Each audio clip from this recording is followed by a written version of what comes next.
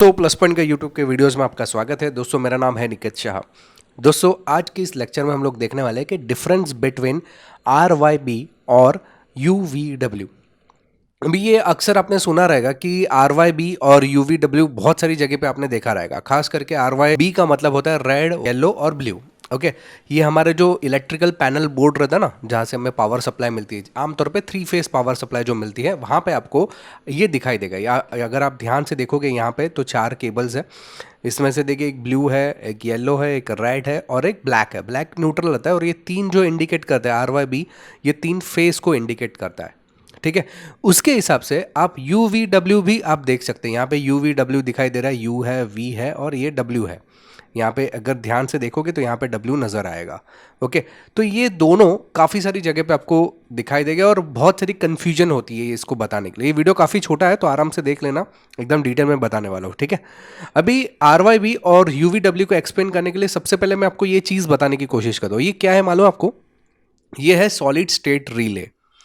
ये क्या काम करता है वो हमारा अभी मकसद नहीं है बताने का, मैं आपको ये बताने की कोशिश करो। यहाँ पे आप देखिए RY और B ये तीनों चीज़ है, साथ ही साथ UV और W ये तीनों चीज़ भी है।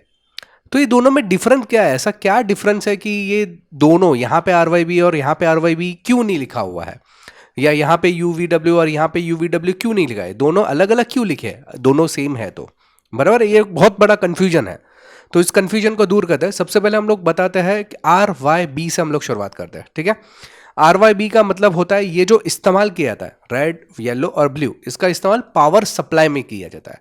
जहाँ से जैसे मैंने बताया कि जो फेस 3 फेस का जो सप्लाई है वहाँ पे अक्सर आपको RYB लिखा हुआ नजर आएगा। ओके, उसका जो फॉर्म है रेड, येलो और blue respectively 3 phase on electrical system.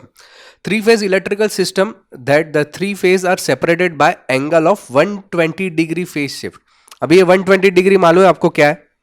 मैंने आपको बताया था कि इसके पहले 2-3 वीडियोस के पहले मैं आपको वो वीडियो का लिंक यहाँ पे दे दूंगा। ये फेज शिफ्ट क्या है उसके बारे में अगर एक्सप्लेन करना है तो ये तीनों जो फेज है आपस में एक दूसरे से 120 डिग्री फेज शिफ्ट पे परफॉर्म करता है, तभी जाके मोटर वगैरह परफॉर्म करती है। ठीक है, इसलिए फेज शिफ्ट को समझने के लिए RY और B का प्रयोग किया गया। ये आइडेंटिफिकेशन है तीनों फेज को समझने के लिए। ठीक है, तो इसको हम लोग बोलते हैं सप्लाई साइड। ओके, RYB हमारे लिए क्या हो गया? जो मेन पावर सप्लाई रहता है उसका सप्लाई साइड। या आप इलेक्ट्रिकल पैनल बोर्ड्स वगैरह देखोगे या आप ट्रांसफॉर्मर देखोगे, आमतौर पे जो हमारे एरिया में जो ट्रांसफॉर्मर लगाए थे वहाँ पे भी आपको ये 3 फेज ऐसे नजर आएंगे, 3 अलग अलग कलर के। ओके, इसके अलावा आप आपके घर के जो मीटर्स वगैरह रहते हैं, आपके बिल्डिंग का जो मेन मीटर रहेगा ना, वहाँ पे भी आपको 3 फेज अलग अलग कलर्स में दिखाई देगा RYB का।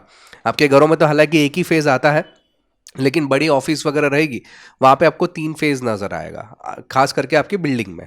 ओके, तो ये जो है RYB जो रहता है 100% आपका सप्लाई साइड इंडिकेट करता है। जहाँ से आपको इलेक्ट्रिकल पावर सप्लाई मिलता है वो साइड इंडिकेट करते हैं, वो साइड को रिप्रेजेंट करते हैं RYB से। ओके, अभी अब UVW की बातचीत करें तो UVW जो होता है वो जनरली लोड साइड कनेक्ट होता है। लोड साइड का मतलब क्या है? अभी मान लो कि मोटर है। ओके, मोटर में आप देख सकते हैं, समझो 3 फेज मोटर है, 3 फेज में RY और B लगा दिया।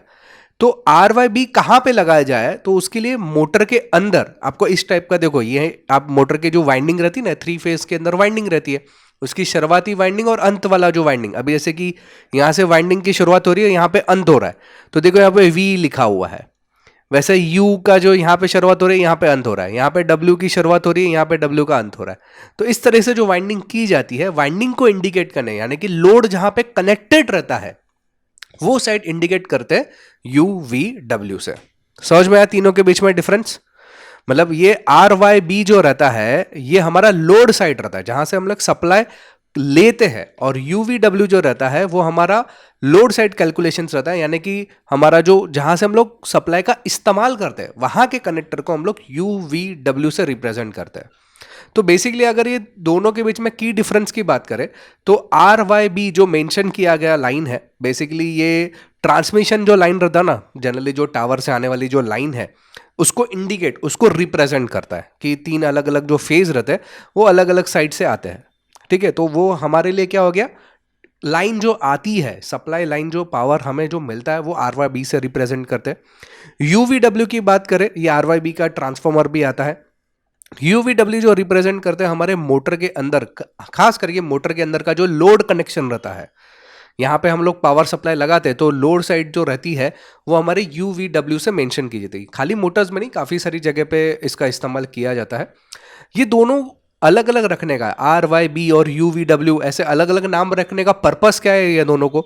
तो इसका पर्पस एक ही है, ये दोनों अलग अलग लिखने का पर्पस एक ही है कि यहाँ पे हमें मालूम पड़ेगा कि जो आने वाला सप्लाई है, जो हमारे घरों में जो 3 फेज सप्लाई आता है या हमारे जो बिल्डिंग में 3 फेज सप्लाई आता है, वो आप यहाँ पे कनेक्ट करो और यहाँ से आउटपुट कनेक्ट करो।